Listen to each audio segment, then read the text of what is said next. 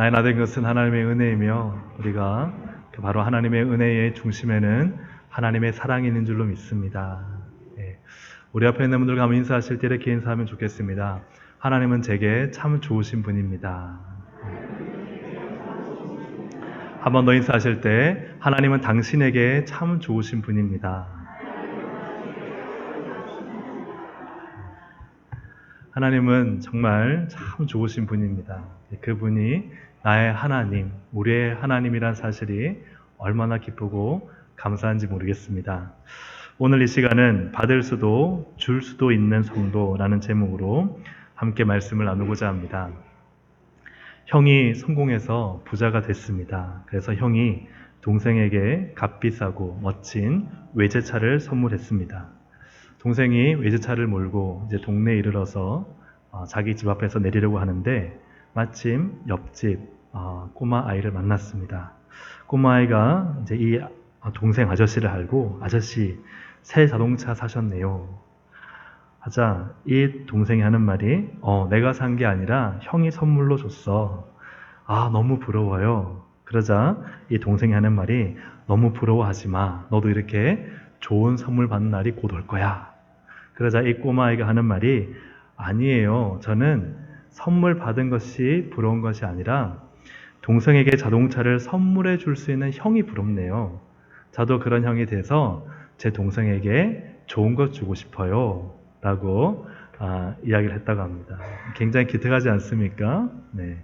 받는 것보다 주는 것에 더 깊은 관심을 갖고 있고 나도 주고 싶은 형이 되고 싶다 하는 그런 꼬마아이의 멋진 고백이다 이렇게 생각이 됩니다.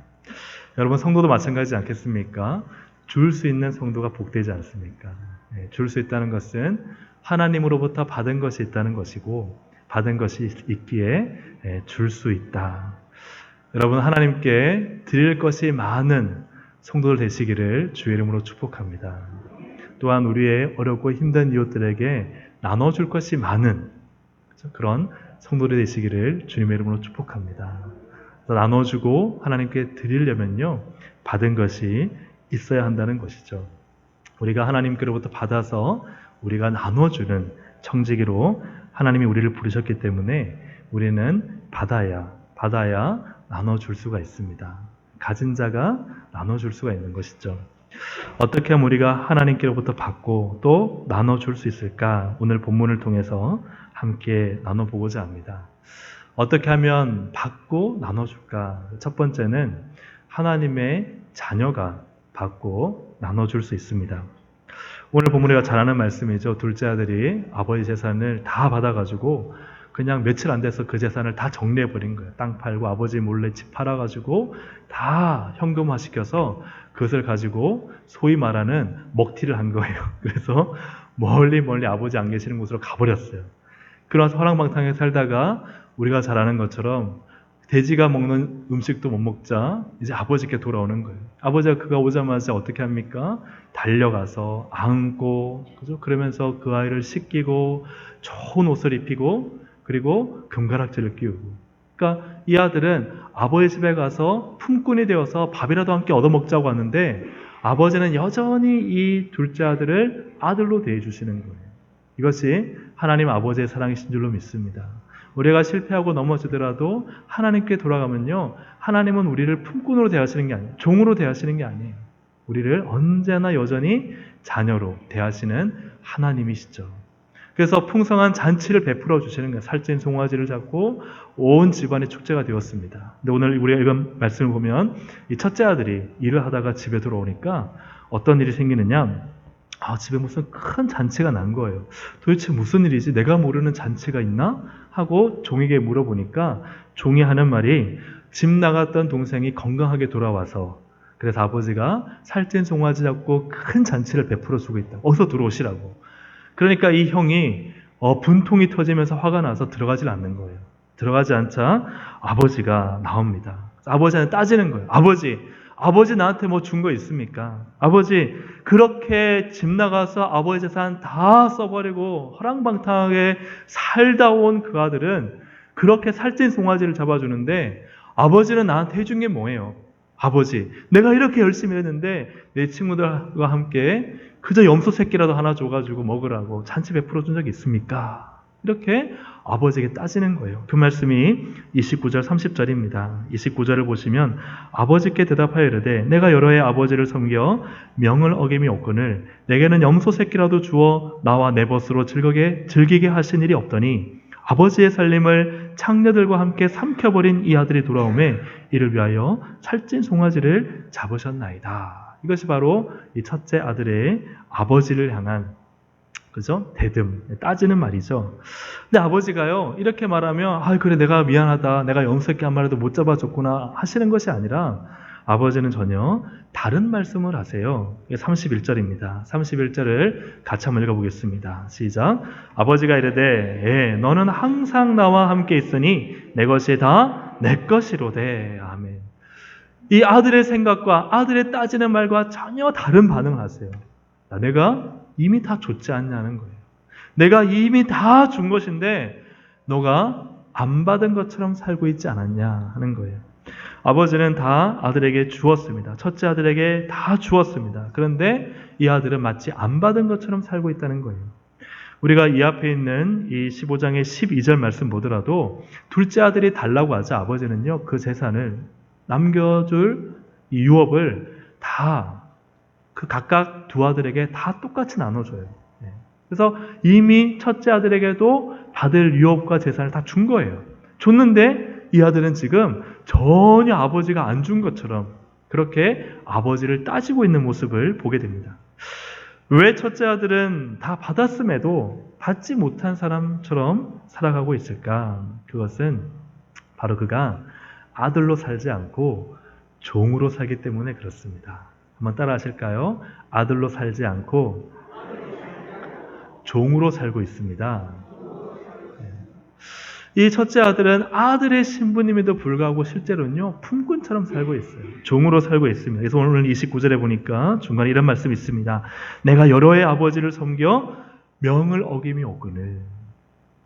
참 이 말씀을 읽어보면요, 그냥 지나칠 수도 있지만 자세히 보니까요, 너무너무 불쌍한 거예요. 아버지 명을 하나도 안 어기기 위해서 그렇게 일을 했던 거예요. 그렇게 수고를 했던 것입니다. 그래서 아버지로부터 그 많은 재산을 받았음에도 불구하고 여전히 그는 아무것도 받지 못한 것처럼 종으로 살고 있는 거예요. 그래서 아버지가 이 둘째 아들을 위해서 잔치를 베풀어 주자 아버지 나한테 준 게 뭐가 있냐고. 그렇게 첫째 아들이 이야기를 하고 있습니다.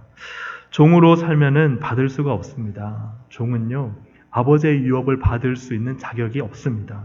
누가 받을 수 있나요? 아들이 받을 수 있어요. 자녀가 받을 수 있습니다. 내가 자녀의 심을 갖고 있는 사람은 아버지로부터 좋은 것을, 부모님으로부터 좋은 것을 받지만 누구도 일하는 일꾼이나 품꾼에게 아버지의 유업 주지 않습니다.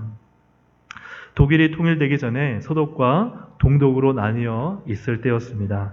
장벽 하나를 사이에 두고 동독 베를린 주민들은 굶주렸고 서독 베를린 주민들은 부자였습니다. 부유했어요.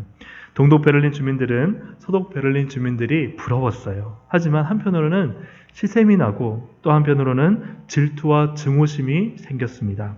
그래서 동베를린 시민 중 일부가 트럭에다가요, 가득가득 실었는데 쓰레기를 가득가득 실었어요. 그리고 서베를린 지역에다가 쏟아부어 버렸어요. 그냥 몇 번에 그치겠지라고 생각했는데 계속해서 반복이 되는 거예요. 이러한 서베를린 사람들이 잘 사는 것에 대한 증오와 질투심이 이런 식으로 나타나게 된 거죠. 그래서 서베를린 사람들도 트럭을 가져왔습니다. 가득가득 실었어요. 뭘 가득가득 실었을까요? 통조림을 가득가득 실었어요. 통조림을, 아주 맛있는 통조림을 가득가득 실어서 동베를린에다가 부었습니다. 그리고 그 옆에다가 팻말을 하나 꽂았습니다.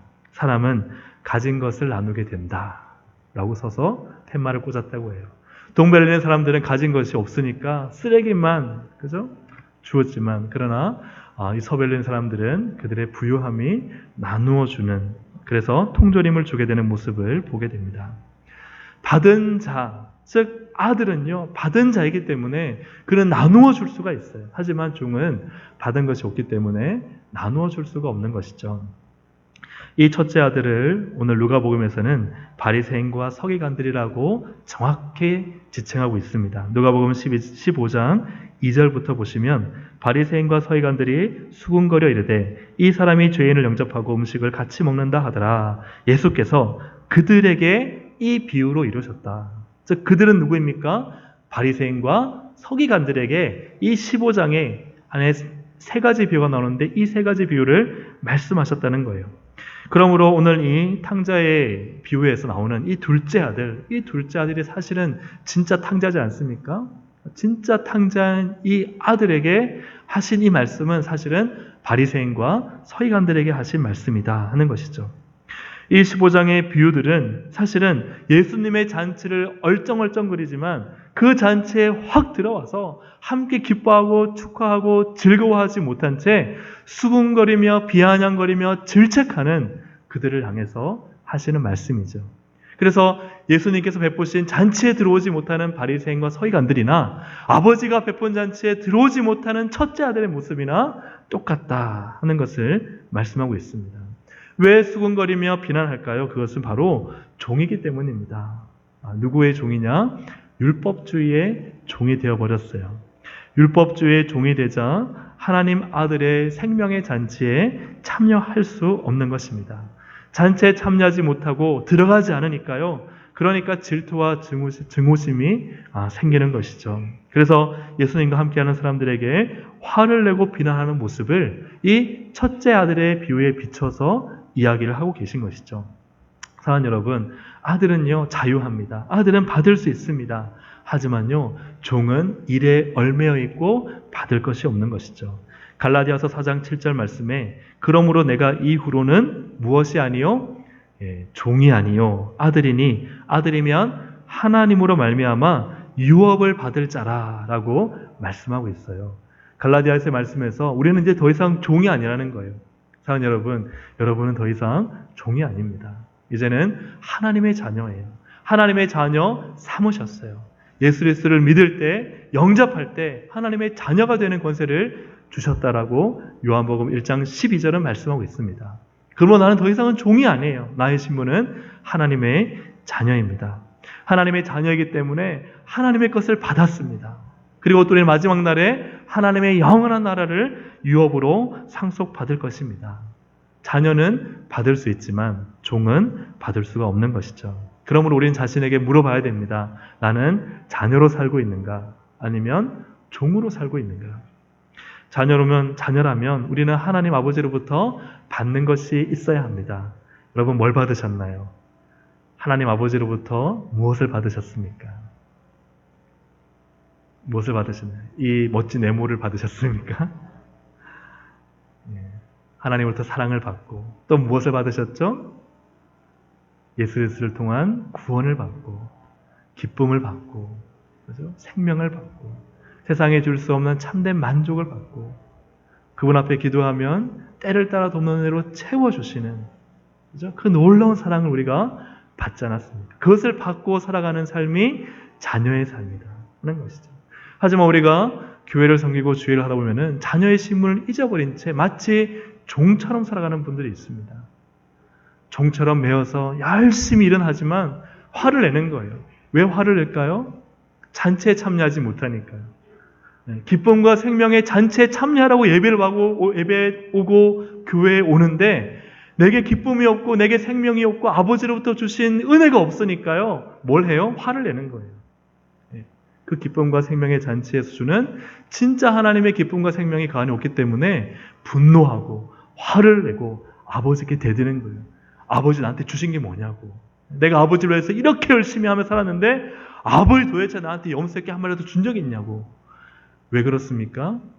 아버지의 잔치, 주님의 잔치에서 자녀로 참석하지 못한 거예요. 종으로 살고 있는 거예요. 사랑하는 여러분, 우리는 자녀로서 하나님으로부터 주시는 모든 걸 받을 수 있는 권리가 있습니다. 아니 이미 받았어요.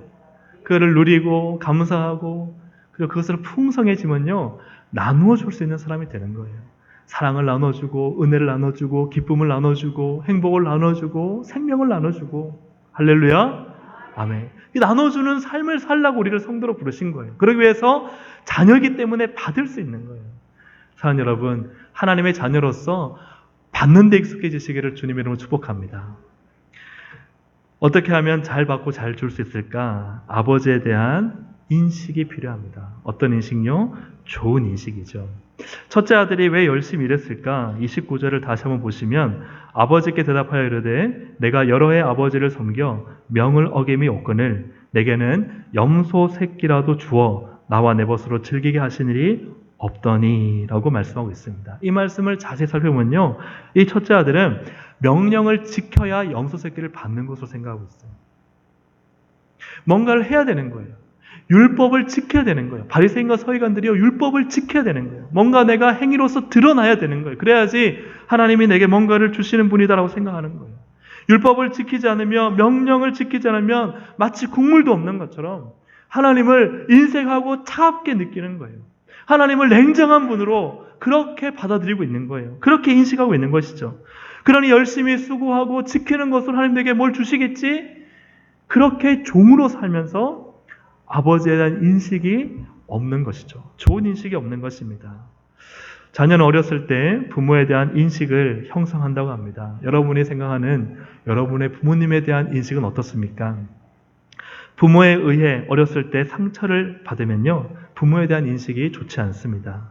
심지어는 부모란 말만 들어도 몸서리치거나 섬뜩한 공포심을 느끼기도 한다 합니다.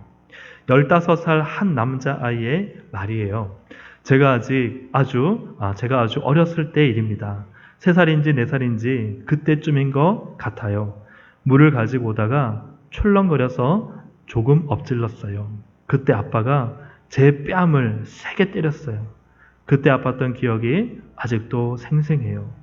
애들이 그럴 수 있잖아요. 그런데 아빠는 불같이 화를 냈어요. 그때부터 제가 소심해진 것 같아요. 17살 한 여자아이의 말입니다. 제가 초등학교 3학년 때 학교에 가기 전에 아침밥을 먹고 있는데 갑자기 눈앞이 번쩍하더니 입술에서 피가 마구 흘렀어요. 밥을 좀 흘리며 먹었다고 우리 엄마가 큰 반지를 낀 손으로 제 입술을 세게 때렸죠. 반지에 긁혔는지 제 입술이 찢어지는 그 공포를 느끼고 그 공포에 질려 그날 학교에 못 나갔어요. 많은 시간이 흘렸지만 그러나 그 어렸을 때의 부모에 대한 좋지 않은 인식을 여전히 가지고 있는 모습을 보게 됩니다. 이처럼 부모에 대한 잘못된 인식을 가지면요, 그것은 쉽게 잊혀지지 않는 것이죠. 마찬가지로 율법주의적인 교회와 율법주의적인 신앙방 역시도 잘못된 인식을 형성하게 만듭니다. 우리가 주일학교 때 선생님으로부터 사랑의 꾸지람이 아니라 율법주의적인 꾸지람과 율법주의적인 책망을 받으면요, 교회에 대한 좋지 않은 인식을 갖게 됩니다. 그 인식은 곧 하나님에 대한 좋지 않은 인식으로 발전하게 돼요. 교회가 왜 이래? 하나님이 뭐 이래? 이렇게 생각하게 되면 교회를 떠나게 되죠. 율법주의적인 신앙관은 하나님을 기숙사 사감 선생님처럼 만들어버리고 재판석에 앉아서 무서운 눈초리로 째려보는 재판관으로 만들어버립니다. 교회 안에 사랑과 은혜가 사라지고 책망과 비판과 꾸지람과 수근거림이 있으면요, 거기에 상처를 받고 하나님에 대한 인식을 잘못 가지게 되는 것이죠. 또 교회 공동체에 대한 잘못된 오해를 하게 됩니다. 그러다 보면은 신앙이 자랄 수 없습니다. 자란다 하더라도 어긋나 버리게 되는 것들을 참 많이 보게 되는 것이죠. 사랑하는 여러분, 아버지에 대한 그릇된 인식을 이 첫째 아들이 가지고 있었어요. 내가 지켜야, 아버지 명 하나라도 빠짐없이 지켜야 염소 새끼 줄 것 아니에요. 근데 보니까요, 아버지는 그런 분이 아니에요. 둘째 아들이 건강하게 돌아오기만 해도 살찐 송아지를 잡는 분이에요. 그래서 이 아버지가 옳아요? 아니면 이 첫째 아들이 옳아요? 아버지가 옳은 거예요. 아버지는 원래 이런 분이셨던 거예요. 그런데 이 첫째 아들은 아버지를 오해하고 있는 거예요. 우리가 얼마나 하나님을 많이 오해하며 살아갑니까? 하나님이 어떤 분이신지 우리가 참 성경을 통해서 내게 참 좋으신 분이다 하고 이렇게 믿음으로 살아야 되는데, 우리가 어떤 이런저런 일로 인해서 상처를 받거나 아픔을 겪으면요, 하나님에 대한 그릇된 인식을 가지게 된다 하는 것이죠. 이 아버지는 아들에게 이렇게 말합니다. 31절에 보면 아버지가 이르되 너는 항상 나와 함께 있으니 내 것이 다 너의 것이 아니냐. 이 말은 뭐예요? 너가 나에 대해 오해하고 있구나. 잘못 인식하고 있구나. 나는 너와 함께하고 있고 내 것 다 너의 것이야. 너가 이 잔치에 참여하고 즉 예수 그리스도를 믿는 이 복음 안에 들어오기만 하면 너는 하나님의 자녀로서 모든 것을 다 누릴 수 있는데 어떻게 해요? 안 들어가는 거예요. 아버지는 잘못된 인식을 가지고 어떻게 아버지 저럴 수가 있어? 어떻게 예수 그리스도가 저렇게 죄인들과 먹고 마실 수 있어? 그 잔치에 그냥 내 자존심 굽히고 들어가서 함께 기뻐하고 들어가기보다는 그냥 경계선을 거놓고 그 문을 열어놓지만 들어가지는 않는 거예요. 이러한 그 바리새인과 서기관들의 모습을 향해서 주님은 너희들이 잘못된 인식을 하고 있다라고 말씀하고 계신 것입니다. 잘못된 인식을 가지면요 받을 수 없어요. 하나님은 좋은 것을 이미 우리에게 주셨지만 하나님에 대한 잘못된 인식을 가지고 있으면요 그것을 충분히 받아 누리지 못한 채 하나님 인색한 분, 하나님은 날 안 도와주시는 분, 하나님은 내 고난과 상관없으신 분, 내가 기도해도 하나님 안 들어주셔. 이런 생각에 사로잡히게 되고 만다는 것이죠. 둘째 아들의 아버지에 대한 인식은 다릅니다. 누가복음 15장 17절부터 19절을 보시면 성경에 쓰신 분은 앞에 화면에 뜨네요. 17절부터 같이 한번 읽어보겠습니다. 이에 스스로 돌이켜 이르되 내 아버지에게는 양식이 풍족한 품꾼이 얼마나 많은가. 나는 여기서 줄여 죽는구나. 내가 일어나 아버지께 가서 이르기를 내가 하늘과 아버지께 죄를 지었사오니 지금부터는 아버지의 아들이라 일컬음을 담당하지 못하겠나이다. 나를 품꾼의 하나로 보소서 하리라 하고. 아멘. 이 둘째 아들의 아버지에 대한 인식은 무엇입니까? 참 무엇일까요? 이게 참 궁금한 것이고 사실은 무슨 낯짝으로 아버지께 돌아갈 수 있겠어요? 사이는 아버지한테 죽었다 치고 돈 주세요 하고 다 모아서 아버지 몰래 며칠 만에 다 재산 다 현금화시켜서 도망가 버렸어요. 그것도 아버지가 찾을 수 없는 머나먼 곳으로 도망가 버렸어요. 거기서 진짜 죄송한 표현이지만 악하고 더럽고 추하게 살았어요. 부정하게 살았어요. 그래서 그 돼지들은 유대인들에게 부정한 짐승 아닙니까? 그러니까 이 아들이 정말 부정하게 더럽게 산 거예요. 바닥까지 내려간 거예요. 근데 그렇게 산 삶이 아버지께 돌아오는데 무슨 염치로 돌아올 수 있겠어요? 근데 이 아들이 염치 불구하고 돌아오는 거예요. 왜요? 아버지에 대한 인식이 정확하기 때문에. 아버지는 어떤 분이에요? 아버지는 주시는 분이다. 왜요? 이렇게 돼지 지엄나무 열매도 못 먹고 그냥 그 돼지우리에서 지내고 있는데 배가 꼬르륵꼬르륵 그냥 뼈만 말라가지고 앙상한 거예요. 그러니까 아버지 생각하니까 아버지는 항상 품꾼에게 양식을 풍족히 주셨어 생각이 나는 거예요. 아버지는 인색한 분이 아닌 거예요. 아버지는 그 명령을 다 지켜야 주시는 분이 아니라 모든 집안에 있는 사람들을 양식을 풍족히 품꾼까지라도 채우시는 분이신 거예요. 그러니까 맞아. 우리 품꾼들은 다 살찌고, 그죠? 집안이 다 그래도 잘 살고 있고, 맞아. 우리 아버지는, 우리 품꾼까지도 그 양식을 풍족하게 주시는 분이지, 생각이 나는 거예요. 그리고 아버지는 내가 그렇게 아버지 쫄랐을 때 다 재산 처분해서 나에게 주셨지. 맞아. 아버지는 어떤 분이에요? 주시는 분이에요. 주시는 분. 할렐루야. 하나님은 나의 모습과 상관없이 주시는 분이에요. 주시는 분. 내가 어떤 것이라도 내가 기도하면 제공하시는 분이에요. 하나님 너무 좋으신 분이에요. 이 인식을 가지고 있는 거예요. 이 인식을 가지고 있으면요, 지금 당장 막혀있고 먹을 것이 없고 무슨 낯짝으로 하나님께 갈 수 있을까 싶어 너의 삶을 돌아보니까 제약투성이라 할지라도 하나님은 주시는 분이니까 가는 거예요. 사랑하는 여러분, 하나님에 대한 인식이 너무너무 중요한 것입니다. 그래서 히브리서 11장 6절 말씀에 우리가 잘 아는 말씀이죠. 함께 읽어보겠습니다. 믿음이 없이는 하나님을 기쁘시게 하지 못하나니 하나님께 나아가는 자는 반드시 그가 계신 것과 또한 그가 자기를 찾는 자들에게 상 주시는 이심을 믿어야 할지니라. 할렐루야. 하나님 살아계십니다. 살아계신 하나님은 내가 찾기만 하면 상 주시는 분이에요. 벌을 주시는 분이 아니에요. 나쁜 것을 주시는 분이 아니에요. 좋은 것을 주시는 분이세요. 그러니요, 이 믿음을 가진 사람은요, 이 인식을 가진 사람은 하나님 찾는 거예요. 기도하는 거예요. 왜요? 진짜 내게 좋은 것을 주시는 분은 세상에서 회사의 사장이 아니라, 정말 내 가족이 아니라, 내 어떤 세상의 환경이나 물질이 아니라 바로 하나님이신 것을 믿기 때문에 하나님을 찾고 하나님을 부르짖고, 그죠? 다 더럽게 추한 옷을 입고도 죄악투성임에도 불구하고 하나님께 달려가는 거예요. 사랑하는 여러분, 우리는 하나님을 어떻게 인식하고 있습니까? 하나님을 차갑고 무섭고 자린고비에다가 안 주시는 분, 이렇게 인식하고 있으면요, 그러면 첫째 아들처럼 하나님의 그 풍성한 잔치에 참여하지 못하는 거예요. 받지 못하는 거예요. 하지만 하나님을, 그래, 난 하나님 믿어. 하나님 내게 좋은 거 주실 거야. 하나님 내게 이미 좋은 거 주셨어. 그리고 내가 기도하고 찾으면 내게 상 주신 하나님이시야.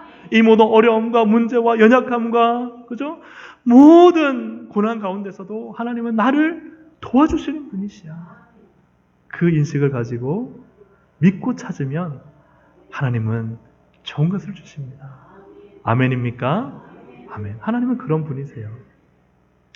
마지막으로 어떻게 받을 수도 줄 수도 있을까? 그것은 바로 뉘우치는 회개입니다.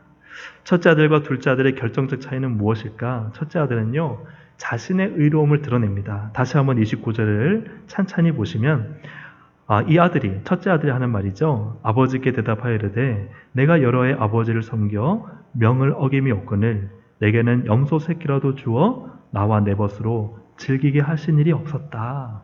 뭐예요? 나는 받을 자격이 있다는 거예요. 나는 염소 새끼뿐만 아니라 살찐 송아지 한 마리가 아니라 수백 마리, 수천 마리를 받을 자격이 있는데 왜 안 주시냐는 거예요. 이 첫째 아들의 마음은 곧 바리새인과 서기관들이죠. 나 율법을 다 지켰는데 나 받을 자격이 있지 않느냐. 그런데 왜 예수님은 저 죄인들과 또 창기들과 함께 시간을 보내고 그들과 잔치를 베푸냐.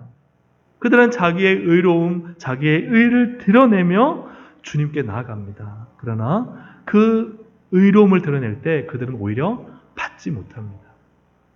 하지만 둘째 아들은 드러낼 의가 있어요, 없어요? 드러낼 의로움이 있어요, 없어요?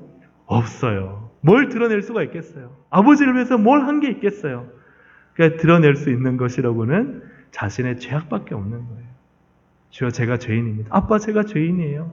제가 잘못했어요. 그래서 누가복음 15장 21절, 둘째 아들이 하는 말이죠. 21절 함께 읽습니다. 시작. 아들이 이르되 아버지, 내가 하늘과 아버지께 죄를 지었사오니 지금부터는 아버지의 아들이라 일컬음을 감당하지 못하겠습니다. 나 이제 아들 아니에요. 할 수 없는 자격이에요. 할 수 없어요. 왜요? 하나님과 아버지한테 죄를 지었으니까요. 내 죄를 다 드러내고 내 죄가 드러나면요, 오히려 하나님의 잔치에 참여할 수 있는 거예요. 뉘우치고 회개할 때 우리는 하나님으로부터 받을 수 있는 겁니다. 누가복음 15장 전체 핵심은 회개예요. 앞에 말씀드렸던 것처럼 이 세 가지 비유는 누구에게 하는 것이냐? 자신을 의롭게 여기면서 예수님의 그 창기와 죄인들과 함께하는 잔치는 들어가지 않으면서 수군거리고 비아냥거리고, 그죠? 그러면서 화나고 분나 있는 이 바리새인과 서기관들에게 하는 말씀이에요. 그래서 이들을 향해서 하는 말씀이 뭐예요? 첫 번째 비유는 이런 한 마리의 양을 찾는 비유를 말씀하시면서 누가복음 15장 7절에 이렇게 말씀하세요. 내가 너에게 이르노니 이와 같이 죄인 한 사람이 회개하면, 회개를 말씀하고 계세요. 그러니까 회개할 것 없는 의인 99, 여러분 회개할 것 없는 사람이 어디 있습니까? 다 회개해야 되죠. 이 회개할 것 없는 99은요, 자신이 의로움으로 나 회개할 것 없어라고 생각하는 어리석은 사람들, 바로 바리새인과 서기관들을 말하는 것이죠. 주님의 마음은요, 회개하는 한 영혼에게 있다는 거예요. 하나님 아버지의 사랑은요, 자신의 죄를 드러내서 회개하는 한 사람에게 있다는 거예요. 그것을 이런 양 한 마리의 비유를 통해서 말씀하시는 거예요. 두 번째 비유는 이런 드라크마를 찾는 것이죠. 이 드라크마를 찾은 여인의 비유에서도 누가복음 15장 10절을 보시면 내가 너에게 이르노니 이와 같이 죄인 한 사람이 회개하면 하나님과 사람들 앞에서 기쁨된다. 여기도 뭘 말씀하고 계세요? 회개에 대해서 말씀하고 있어요. 회개하라는 거예요. 정말 너의 마음을 꺼내서 진심으로 하나님 앞에 회개하고 죄를 자복하고, 정말 내가 의로운 자가 아니라 내가 죄인이고 연약한 자요. 주님이 필요합니다. 하나님이 필요합니다고 꿇어 엎드리면 아버지의 사랑과 은혜를 받는다는 거예요. 그분의 기쁨의 잔치에 참여할 수 있다는 거예요. 사랑하는 여러분, 어떻게 받을 수도 줄 수도 있을까요? 회개하는 거예요. 하나님 아버지 앞에 내 의로움을 드러내며 내가 얼마나 주를 위해서 열심히 살았는데, 얼마나 내가 주를 위해서 희생하고 헌신했는데요. 내가 명령을 어긴 적이 있습니까? 내가 명령을 하나라도 어기지 않고 염소 새끼 하나 바라며 살아왔지 않습니까? 하는 자에게는 하나님의 은혜가 임하지 않는다는 거예요. 내 의가 드러나는 것이 아니라 나는 죄인입니다. 가슴을 찢으면서 하나님 아버지의 긍휼과 은혜와 사랑을 구하며 저를 품꾼의 하나로 봐주십시오. 나는 죄인이에요, 죄인이에요. 내 입술로, 내 마음으로, 내 생각으로 지은 죄, 행동으로, 말로 지은 죄, 주님 용서해 주세요, 용서해 주세요. 그렇게 주님 앞에 엎드려서 무릎을 꿇고 회개하면요, 주님의 잔치에 참여하는 것입니다. 그 은혜를 받으며 살아가는 것이죠. 사랑하는 여러분, 말씀을 정리합니다. 우리 동성의 모든 가족들이 받을 수 있고 또 줄 수 있는 성도들 되시기를 주님의 이름으로 축복합니다. 하나님의 자녀가 받을 수 있습니다. 종으로 살면 받지 못해요. 하나님을 아빠로 모시고 사는 것이죠. 하나님을 아빠로 모시고 친밀하게 주님과 교제하며 사는 것입니다. 하나님 아버지에 대한 좋은 인식을 가져야 하죠. 살아계신 하나님은 내게 좋은 거 주실 분이야. 나를 회복해 하실 분이야. 나를 도우실 분이야. 나의 이 모든 고난을 능히 승리케 하실 분이야. 이 하나님에 대한 좋은 인식을 가진 사람이 하나님 아빠로부터 좋은 것을 받습니다. 그리고 내 의로움을 드러내지 않고 늘 주님의 은혜 앞에 무릎을 꿇고 나는 죄인입니다. 주님, 이 연약하고 부족한 종을 불쌍히 여겨주세요. 그럴 때 하나님은 달려가서 붙잡으시고 안으시고 그리고 하나님의 좋은 것으로 채우시는 것입니다. 그러므로 여러분, 회개가 열쇠입니다. 우리가 하나님 앞에 얼마나 죄악됩니까? 얼마나 마음이 더럽고 내 의가 드러나고 내 욕심이, 내 이기심이, 그저 내 편안함이, 내 주장이 얼마나 강한지. 우리가 다 하나님의 뜻, 하나님의 생각, 하나님의 계획 이야기하지만 사실은 내 생각대로 살잖아요. 사실은 내 계획대로 돼야 되잖아요. 내 주장이 관철돼야 되잖아요. 하나님 앞에 우리가 얼마나 죄인입니까? 여러분, 그걸 발견해야 하나님의 은혜를 받을 수 있습니다. 하나님 앞에서 나는 의롭지 않고 오직 주의 은혜로만, 십자가의 보혈로만 우리가 살 수 있음을 고백할 때 그분의 은혜와 그분의 능력이 내 것이 되는 것이죠. 사랑하는 동성가족 여러분, 하나님을 아빠, 아버지로 받을 수 있기를 주님의 이름으로 축복합니다. 그 은혜와 능력과 그분의 채우심을 경험하는 것이 하나님 나라가 나에게 임하는 것이죠. 하나님 나라가 내 가정에 임하고 그분의 능력과 권세가 우리 교회에 임하면요, 줄 수 있는 거예요. 줄 수 있는 거예요. 그래서 받을 수도 있고 줄 수도 있는 성도, 받을 수도 있고 또 줄 수도 있는 가정, 받을 수도 있고 줄 수도 있는 교회, 우리가 그 소망을 가지고 오늘 하나님 앞에서 우리의 믿음을 점검하고 승리하시기를 주님의 이름으로 축복합니다. 함께 우리 찬양 드리고 또 기도하는 시간 갖도록 하겠습니다. 우리가 의지하고 오직 사랑할 분은 우리 주 예수님, 하나님 한 분뿐이심을 믿습니다. 하나님 아버지의 사랑이 내게 임할 때 나는 모든 것 주께 드릴 수 있어요. 하나님의 사랑과 은혜를 받아야 또 나눠줄 수 있는 삶을 살 수 있습니다. 하나님, 나를 주님의 영광과 교회와 나라를 위해 사용하여 주옵소서. 우리 함께 이 시간 나의 피난처 예수 찬양드리겠습니다.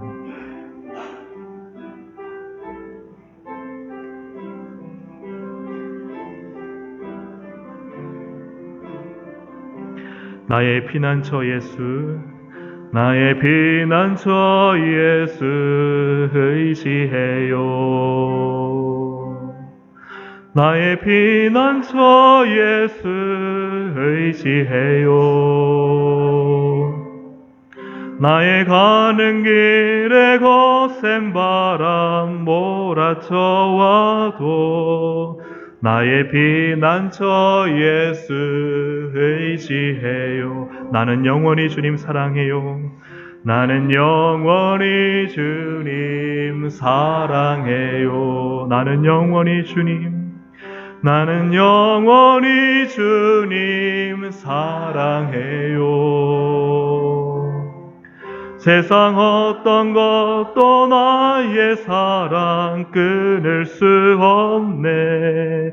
나는 영원히 주님 사랑해요. 아바 아버지, 아바 아버지, 나를 사랑하시니 나의 모든 것 주께 드려요. 아바 아버지, 내가 여기 있으니 주님 영광 위하여 써주세요. 나의 피난처 예수, 나의 피난처 예수 의지해요. 나의 피난처 예수 의지해요. 나의 가는 길에 거센 바람 몰아쳐와도 나의 피난처 예수 의지해요. 나는 영원히 주님, 나는 영원히 주님 사랑해. 우리의 마음을 담아서 나는 영원히 주님 사랑해요. 아멘. 어떤 것도 나의 사랑 끊을 수 없네. 나는 영원히 주님 사랑해요. 아바 아버지, 아바 아버지, 나를 사랑하시니 나의 모든 것 주께 드려요. 아빠 아버지, 아빠 아버지, 내가 여기 주님 교회 위하여, 주님 교회 위하여 써주세요. 아빠 아버지, 아빠 아버지, 나를 사랑하시니 나의 모든 것 주께 드려요. 아빠라 부르며 아빠 아버지, 아빠 아버지, 내가 여기 주님 나라 위하여, 주님 나라 위하여 써주세요. 여러분, 내가 받은 것이 없는데 어떻게 하나님께 드릴 수 있고, 받은 것이 없는데 어떻게 주님의 사명을 감당할 수 있으며, 받은 것이 없는데 어떻게 내 가정을 회복시킬 수가 있겠습니까? 하나님으로부터 우리가 받아야 내 영혼도 살아나고 내 가정도 살리고 우리 교회도 살리는 건 아니겠습니까? 사랑 여러분, 우리가 우리의 죄를 회개하면 주님은 미쁘시고 주님은 의로우사 우리의 모든 죄를 사하시며 우리의 불의를 깨끗하게 하시고 다 용서하십니다. 이 시간 하나님과 나의 회복은 우리가 우리의 죄를 회개할 때, 예수 그리스도의 보혈을 의지하여 오직 주님의 의로우심을 드러낼 때 그분은 나와 관계하시고 나를 자녀 삼으시고 내게 은혜를 베풀어 주십니다. 첫 시작은, 열쇠는 바로 회개입니다.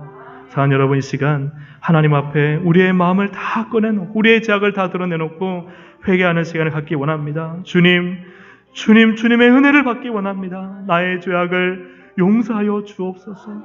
하나님 아버지의 크신 사랑을 경험하며 하나님 나라의 큰 잔치에 나도 참여하기를 원합니다. 나의 죄악을 용서하여 주옵소서. 우리의 죄악을 회개하며 이 시간 우리 주여 한번 부르짖고 간절히 기도하시겠습니다. 주여!